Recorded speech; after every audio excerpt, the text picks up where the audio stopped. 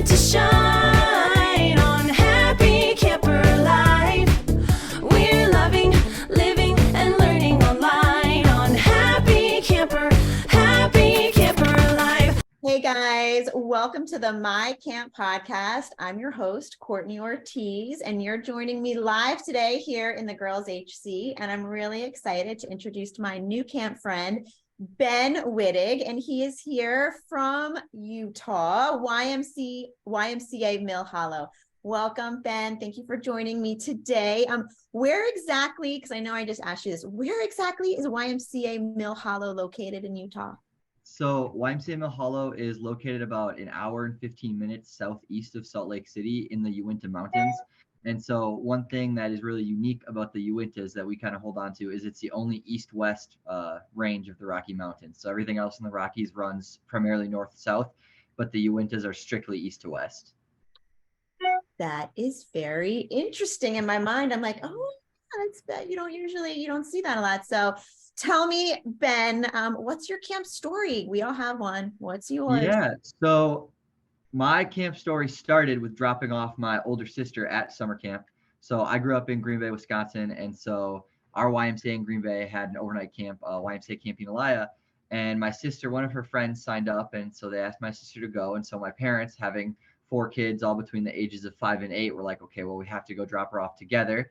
And so I'm up there, and they start to like get my sister's bed ready in the cabin and everything, and I disappeared for a little bit because there were trails leading everywhere, and I thought, hey, time to go on an adventure. And I wound up in the camp store, and this was back in the day when it was a lot more popular for camps to have soda for sale and stuff, and I had $1 in my pocket, and on my own I was able to buy a Code Red Mountain Dew, and I just had the time of my life in that like 30 minutes where I just kind of disappeared. And then we got in the car and I just begged my parents to send me to camp. So I went like 3 weeks later when they had an opening at camp, and I've gone every summer since. And so when I got to my senior year in high school, I was trying to decide what I was going to do, kind of next steps in life. And so instead of going to play basketball somewhere, I chose to just go to school because then I would have my summers open to work as a camp counselor at the same camp I grew up to going as a kid. And then I just haven't left. I chose to pursue a master's degree in recreation management after I finished my undergrad because I wanted to keep working in camp. And so as I was finishing that, I was looking for full-time opportunities and happened to find this great, opportunity in Utah, and, just haven't left camp. It's even better than it was when I just was a summer camp counselor, because now I'm year-round camp, and it's awesome to just get to sit here and join you for things like this and just have my whole life revolve around camp. And it's as everyone who probably tunes in and everybody who listens, like, camp is just so important to them, and it's just such a special part of my life.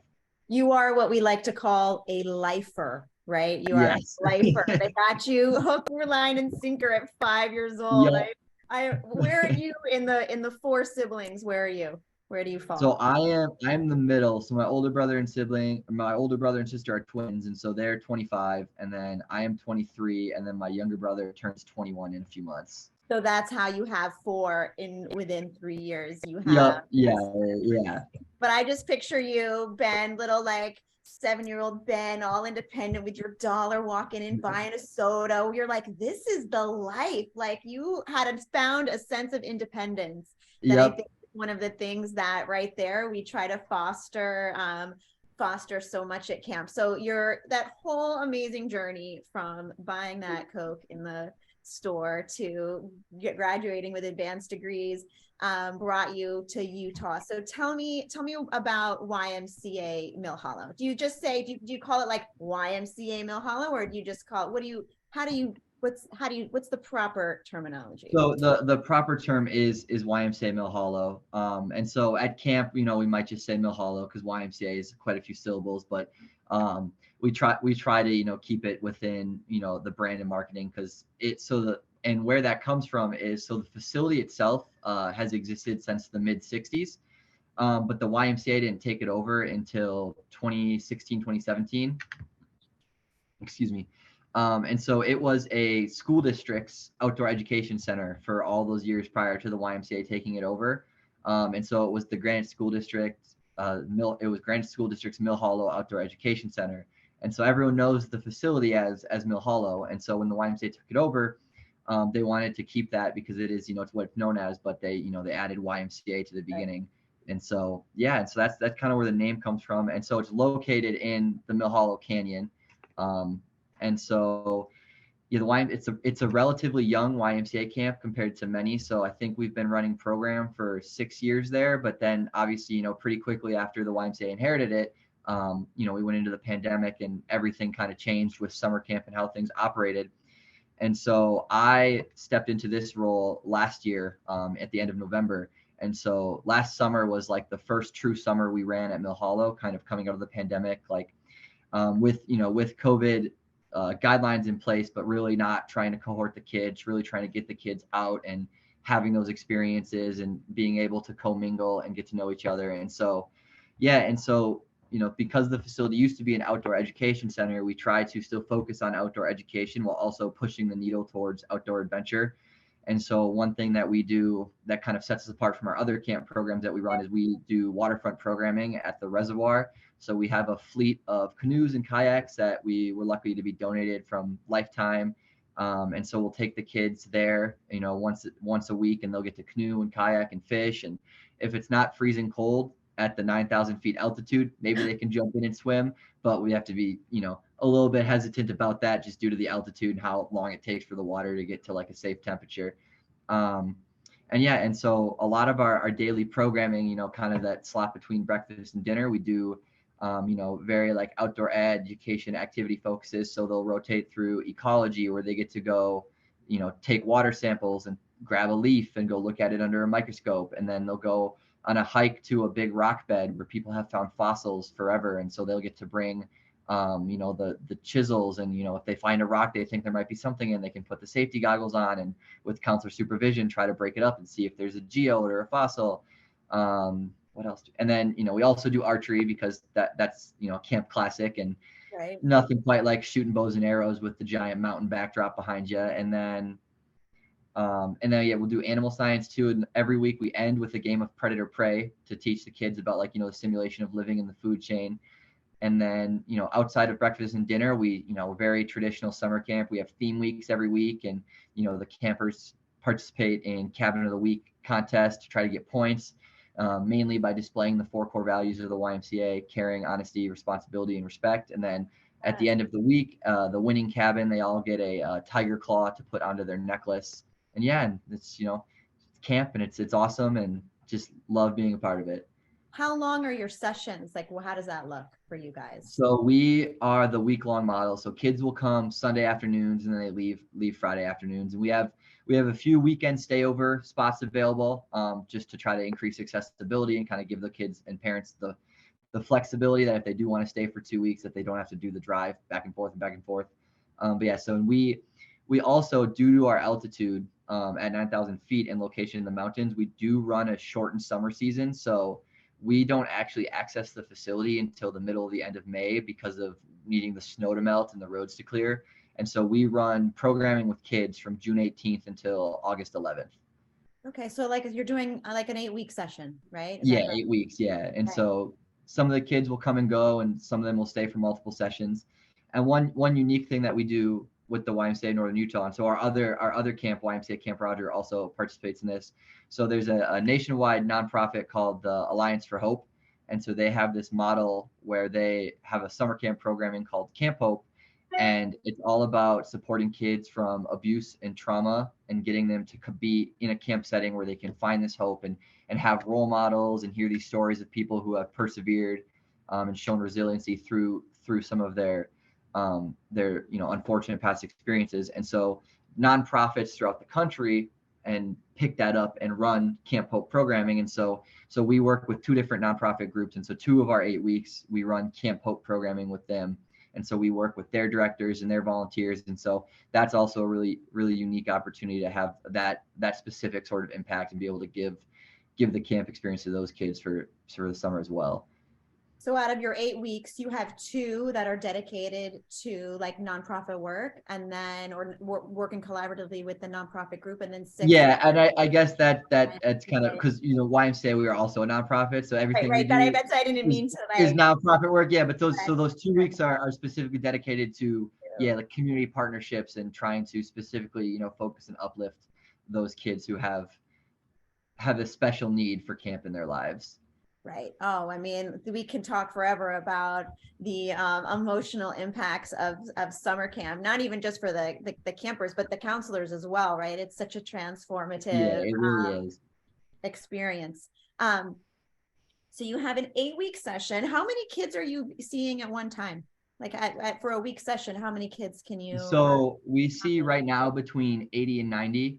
Okay. And so part of that comes from the, post-pandemic, as we really just started right before the pandemic, trying to kind of reinvigorate the interest in this place. But also we're currently doing renovations. So we have 2 cabins. So like 40 kids worth of beds under construction at any given time right now. So we're operating at a limited capacity just because we are renovating the facilities.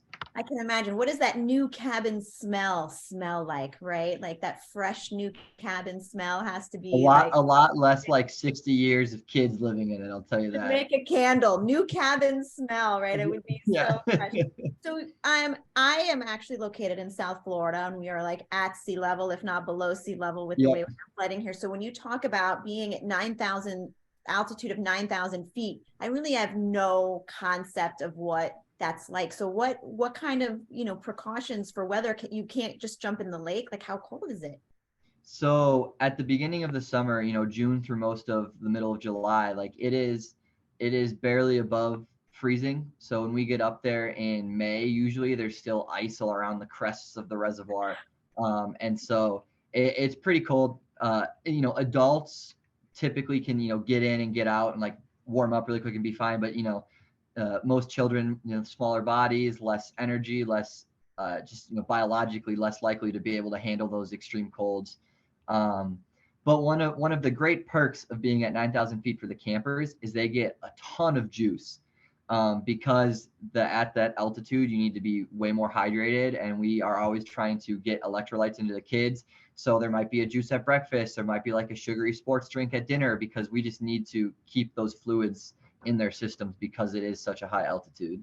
When you first said juice, they get a ton of juice. And I was like, what is that slang for? Like energy? No, like literal juice. Yeah, like they love it. Yeah. Oh, I bet. So talk to me about like I love your shirt. It says adventure is calling. So what's a typical day like at Mill Hollow?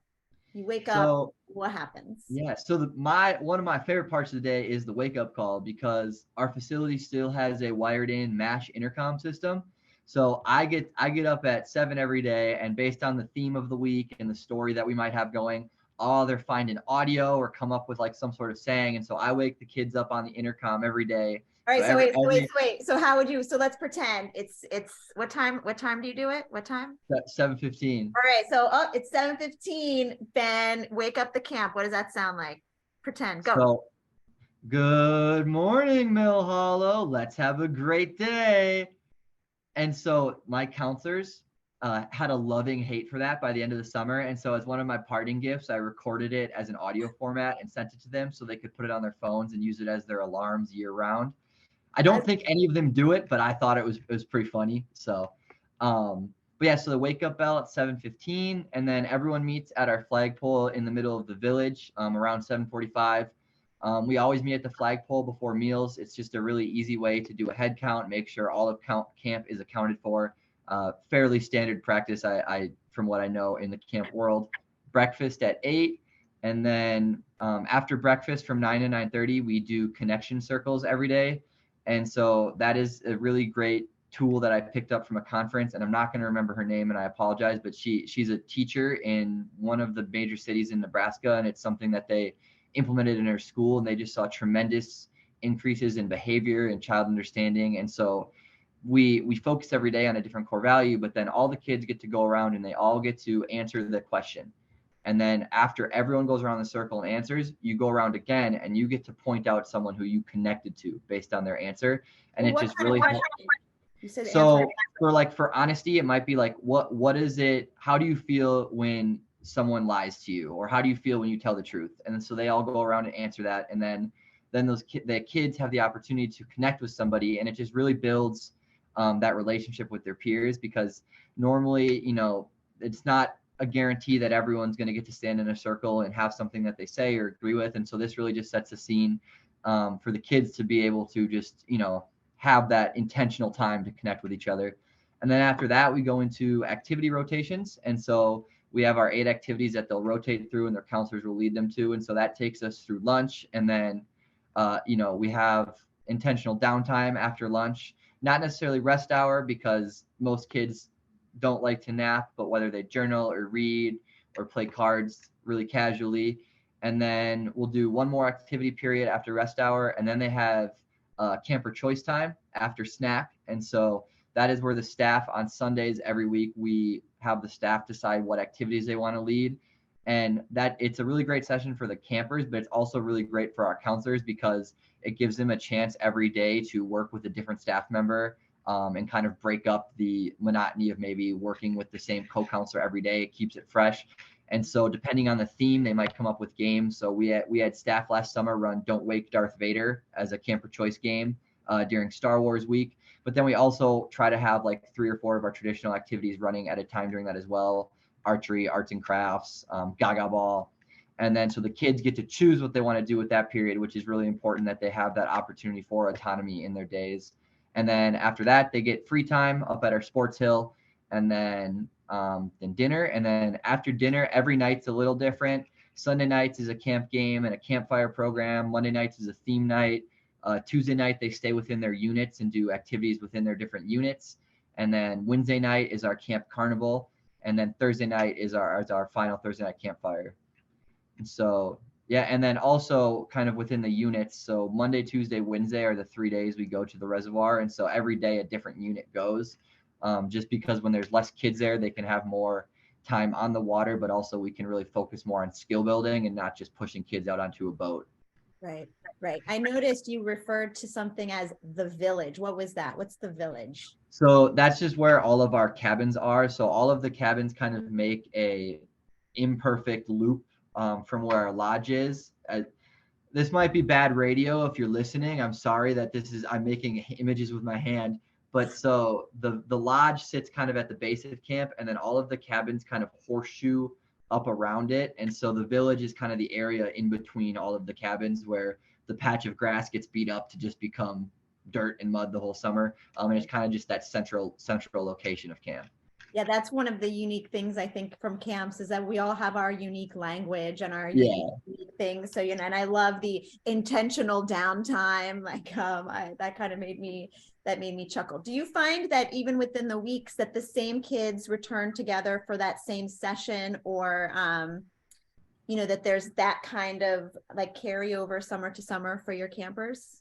So that's funny enough. That's something that we're being more intentional about as a camps team at looking at. So we just, not just, I guess, time is weird when it's not the summer for us camp people. But so at the end of October, we finished like our big quarterly report. And so one of the data pieces that we're going to start trying to track is weekly retention, but we're including the themes that we ran that week to see if maybe there's certain themes that are bringing kids to camp more than others.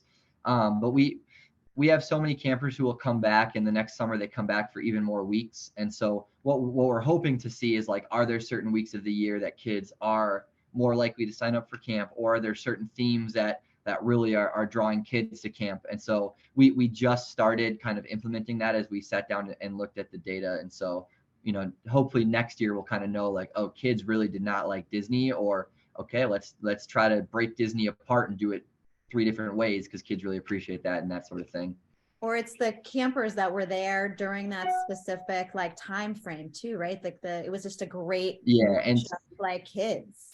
Yeah, and so we see a lot of the friends will come, and they might not come the same week every year, but we do get the pockets of like all these boys will like connect, or all these girls will be like, we all need to be here together. And so they do always end up in every week, you usually have one cabin mate request that is just a huge net of all these different, this kid with this kid and that kid with the other kid. And so that all circles back, right. Which is one of a director's favorite moments is circling through those cabin mate requests, but it is cool when you see that large of a group of kids like all want to be at camp together. It makes you appreciate what they want to come do. Right, because when you talk about like the emotional impacts of camp, not just like being able to be out in nature and having these experiences, but it's those friendships. I didn't really grow up going to camp. I'm a late bloomer. I go to camp now with my kids, but I've noticed that it's we're a one session camp for 7 weeks, and the same kids are in they grow up together. And I noticed right away that the culture of that is these friendships. It's like creating a secondary safety net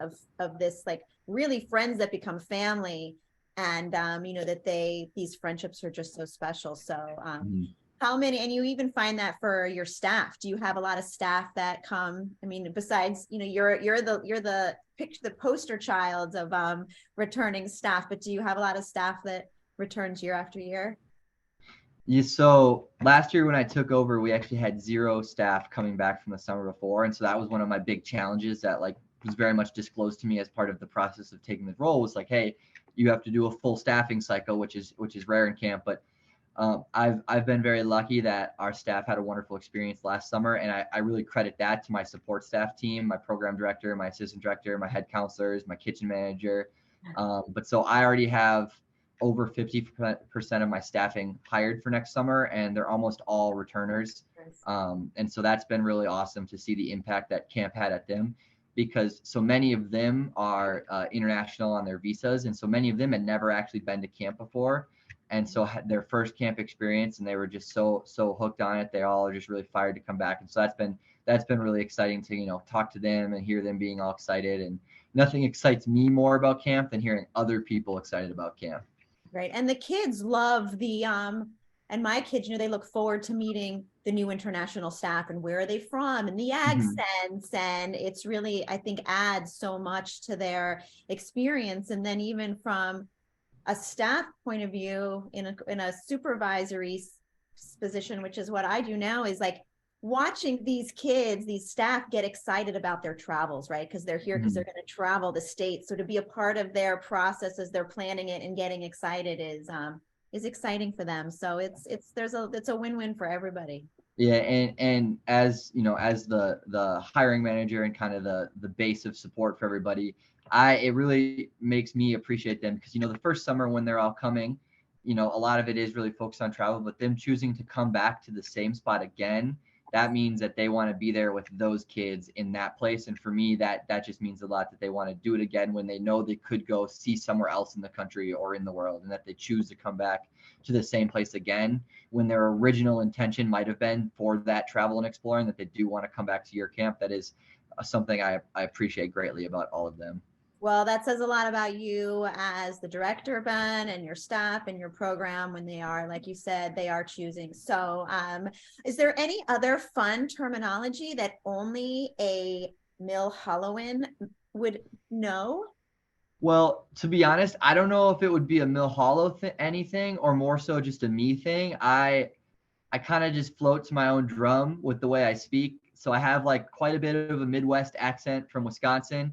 But then I kind of just have all these goofy little things, and I probably wouldn't even notice that I say them, but people would be like, yeah, no, that's what he means. So off the top of my head, I can't specifically think of anything, but I'm sure if you were to ask any of my staff, they'd be like, yeah, Ben says that, and it's kind of weird, but this is what it means. Like, so what would be just some quick little quick questions here for you? Camper's favorite meal at Mill Hollow? Ooh, Dino Nuggets for sure. Dino Nuggets. All right. We don't have that at my camp. I'm going to look into that. Favorite tradition? I would say that the campers would pick either the tiger tail or the carnival.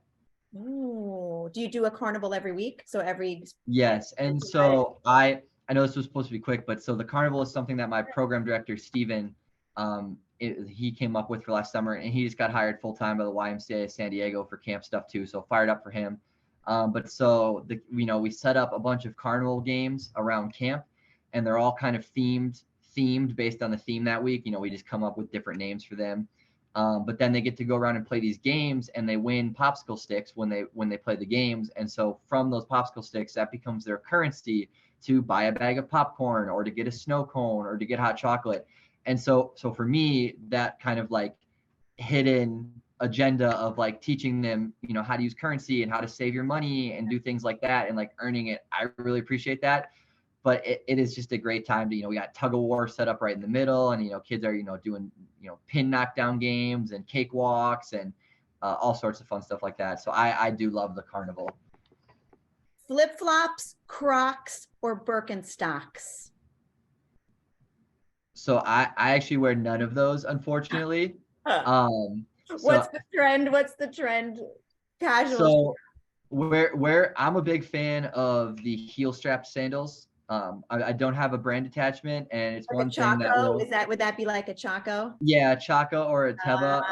And one Okay. thing that I've been learning recently as I've been participating in different, DEI events and things like that is trying to not use name brands when you talk about things. And so like saying like, a heel strap sandal or like, and so that's something I'm learning and still, but yeah, I wear a single pair of Tevas all summer until they fall apart, and then I get another pair. So yeah. Awesome. So it's like the traditional shoe. You buy your new shoe of the summer as part Yeah, of so I wear about 2 pairs of shoes all year. I have my pair of sandals, and then I have a pair of like hiking boots, and I just wear each of them until they fall apart.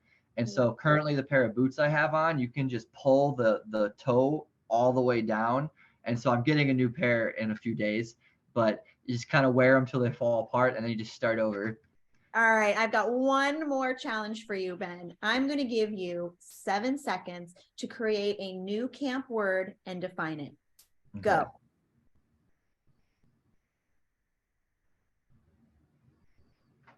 5, 6, 7. Okay. So I would have,